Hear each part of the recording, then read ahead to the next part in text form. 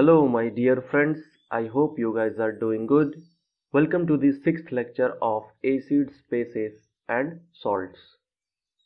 Till now, we have studied about all the properties of acids and bases, and today in this lecture, we are going to study about the pH of any acidic or basic solution. After that, we will also study about the universal indicator in detail, and then we will see some of the effects of pH in our day-to-day life. So now let us start the lecture with the topic strength of acid and base solutions. Students, in the previous lectures we have studied about strong and weak acids, and we have also studied about the strong and weak base. But at that time we have not studied about their strength in terms of the quantity. We have not talked about the strength of acids and base in terms of numbers. हमने ये नहीं पढ़ा है that कोई भी acid कितना strong है या फिर कितना वीक है. And about that we are going to study under this topic. So in 1909 a chemist named Sorensen developed a scale to represent the strength of acidic as well as basic solution quantitatively. So what did he do? Sorensen developed a scale to represent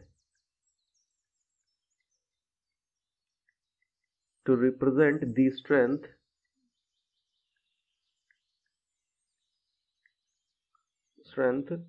of any acidic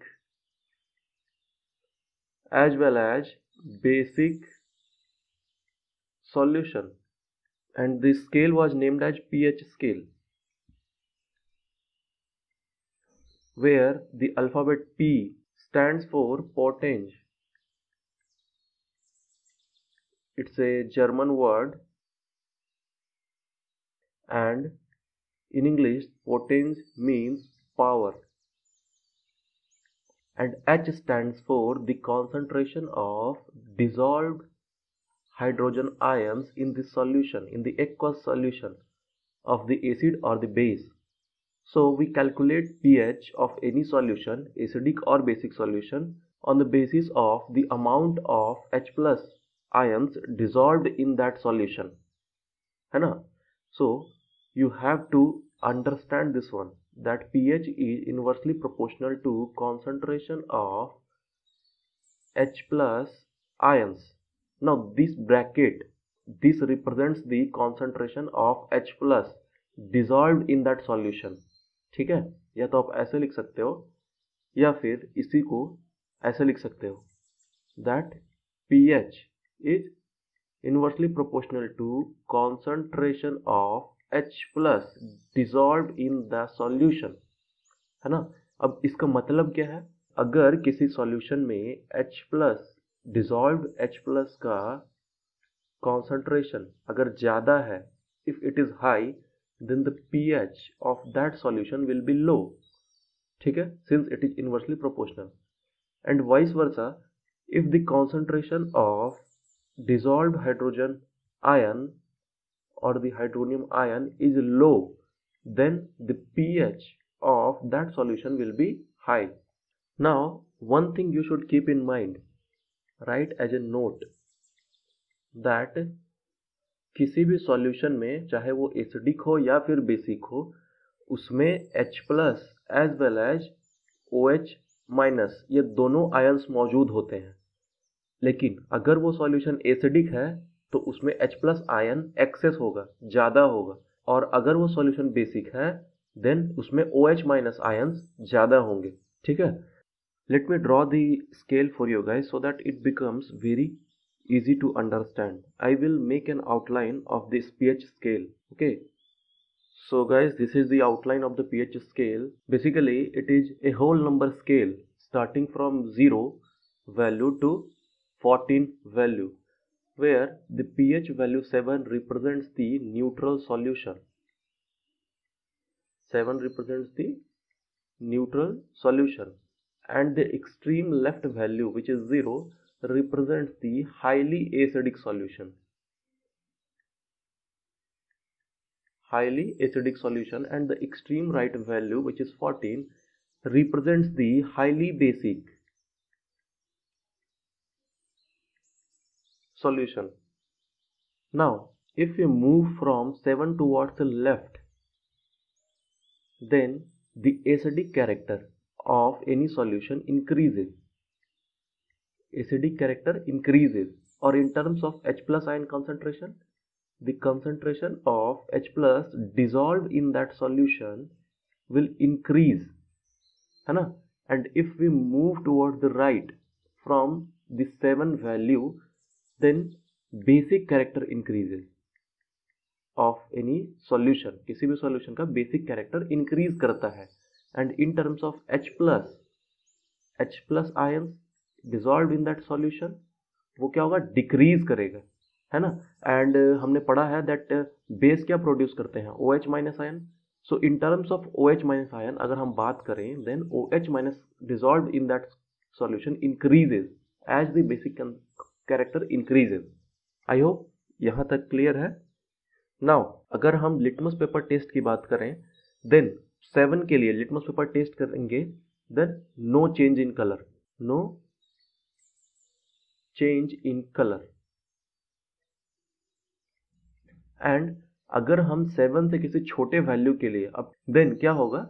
जो blue litmus है वो red की तरफ shift हो जाएगा, colour change हो जाएगा blue to red. ये हमने पहले भी पढ़ रखा है.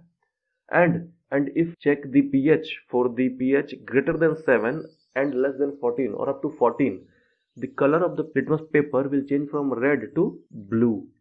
ये हमने पढ़ा है that bases turn red litmus to blue. So litmus paper test में ये होगा. So what about the strong and weak acids which we have studied earlier, वो हम यहाँ पर कैसे रिलेट करेंगे? So in the pH scale कोई क्लियर डिस्टिंक्शन नहीं है किसी भी स्ट्रॉन्ग एसिड या फिर बेस के लिए. ये ऐसा नहीं कहा जा सकता कि अगर किसी का pH एक सर्टेन pH वैल्यू के नीचे है देन उसको स्ट्रॉन्ग बोलेंगे.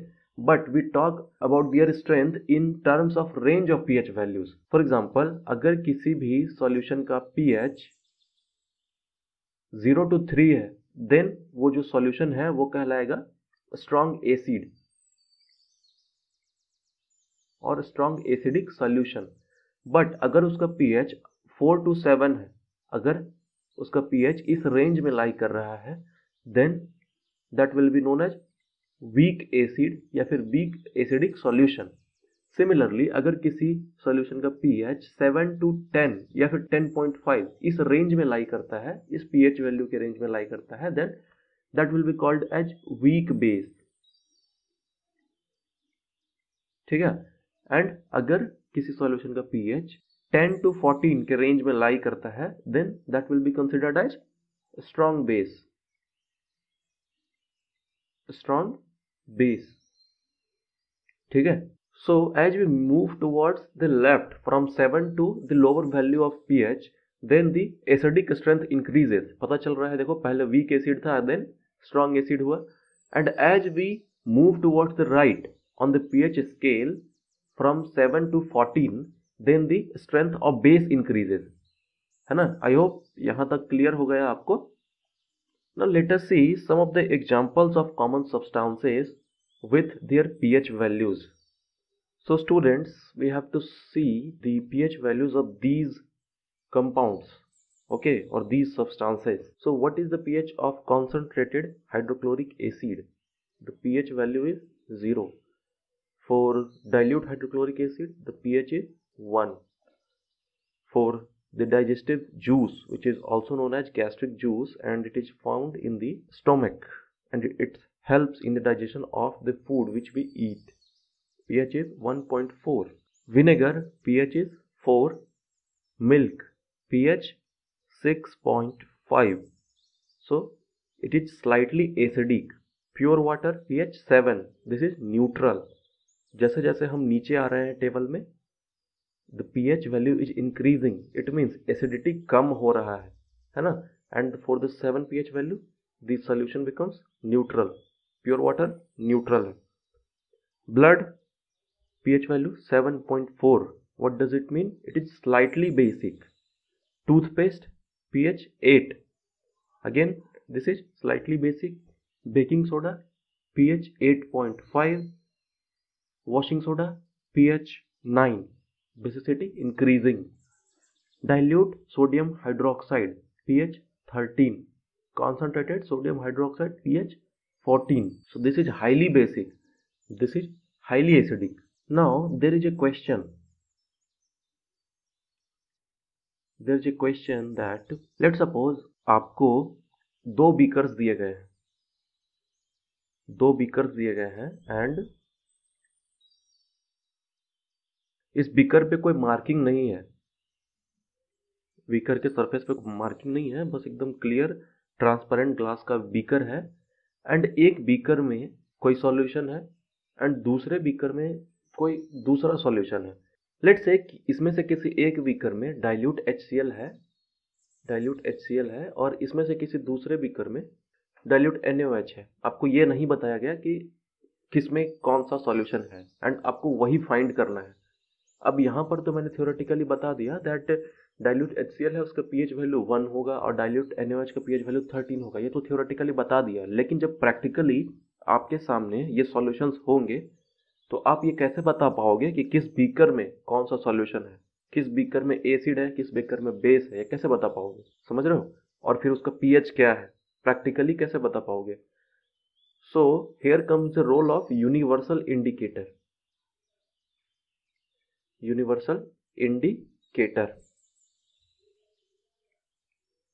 है ना? So let's study about universal indicator in detail. So students, universal indicator, obviously it's an indicator which gives different colors at different pH values of the entire pH scale.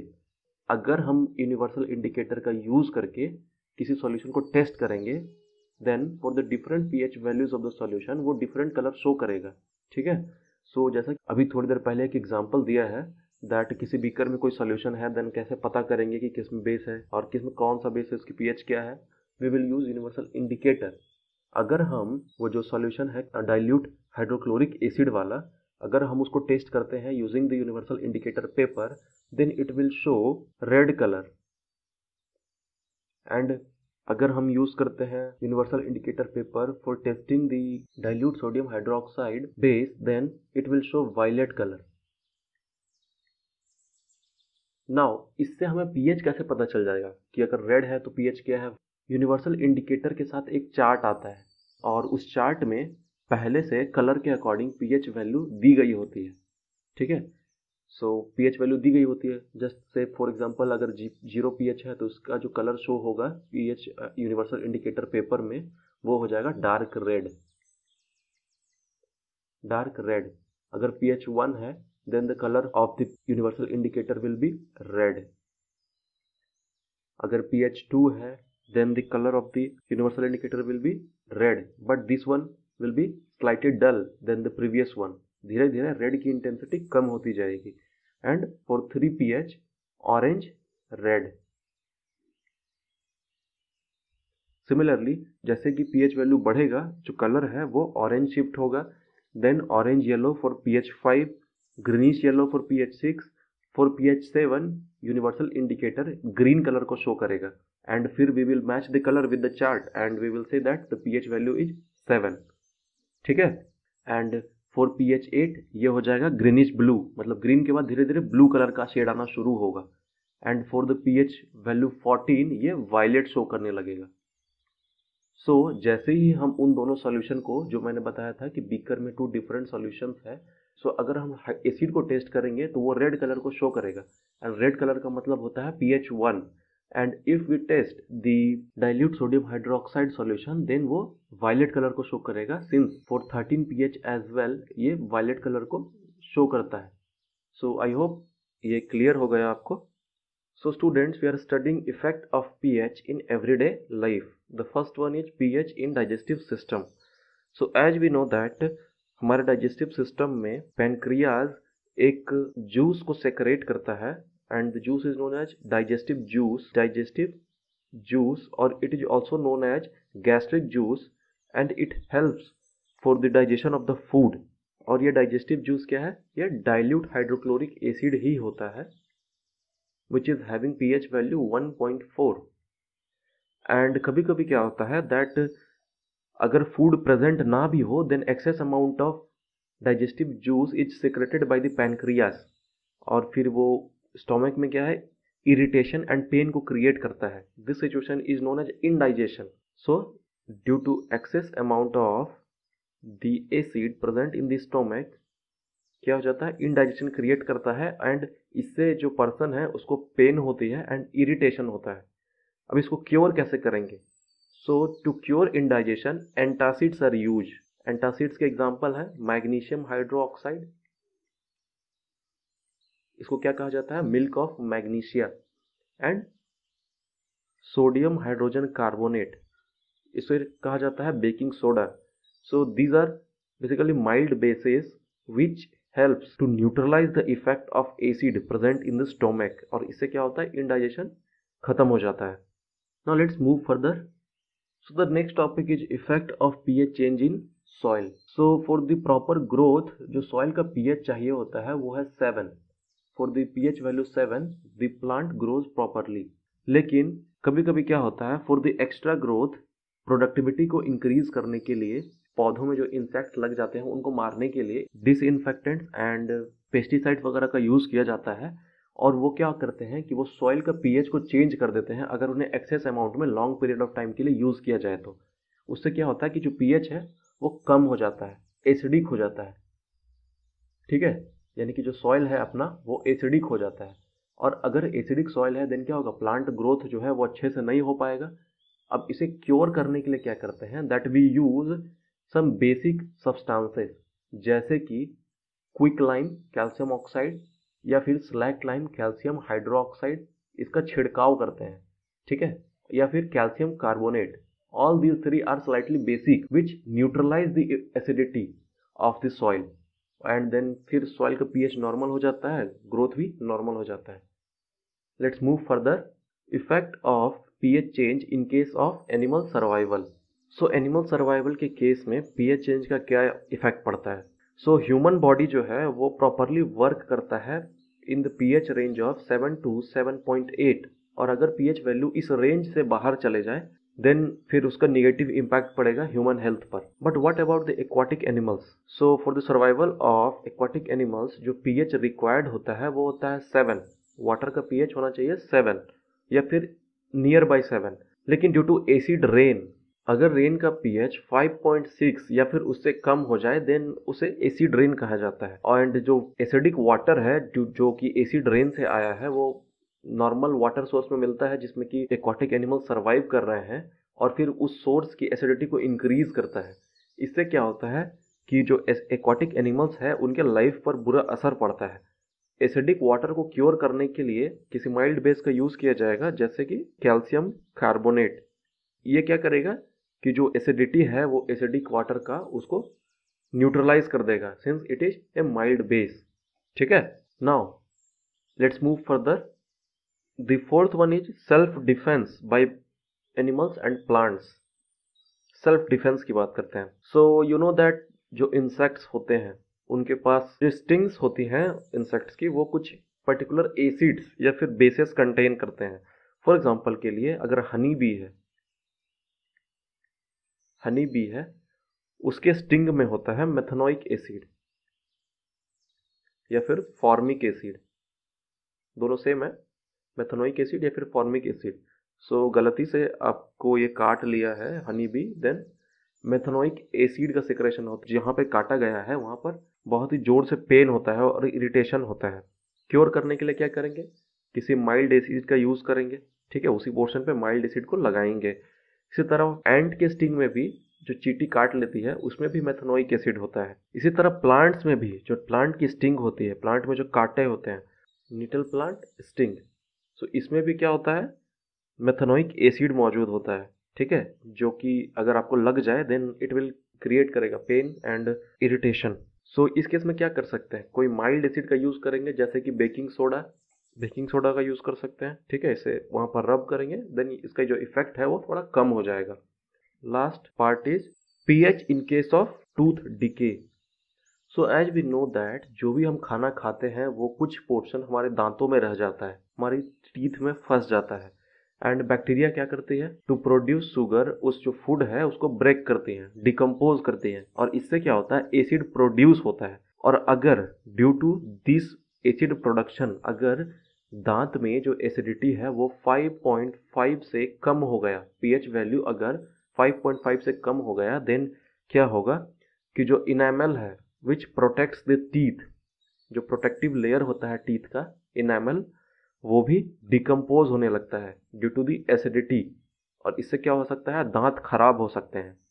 ठीक है, अब इसको cure करने का क्या तरीका है, कोई टूथपेस्ट यूज किया जाए, टूथपेस्ट का इस्तेमाल करके दांतों को अच्छे से साफ किया जाए। अब जो टूथपेस्ट होता है उसका पीएच होता है 8.0, ठीक है, pH value 8 which is slightly basic and it neutralise the effect of the acid created in the teeth और in the mouth. So I hope ये पोर्शन आपको क्लियर हो गया है। So with this we have completed the pH portion as well, and अगर आपको इसमें कोई डाउट है then you can post your comments in the comment section, and you can also join our telegram channel as well as telegram group, so that you can interact with us and you can also post your doubts there, and we will definitely try to solve it. In the next lecture we are going to study about salts in detail. So see you soon in the next lecture. Thank you. Good luck.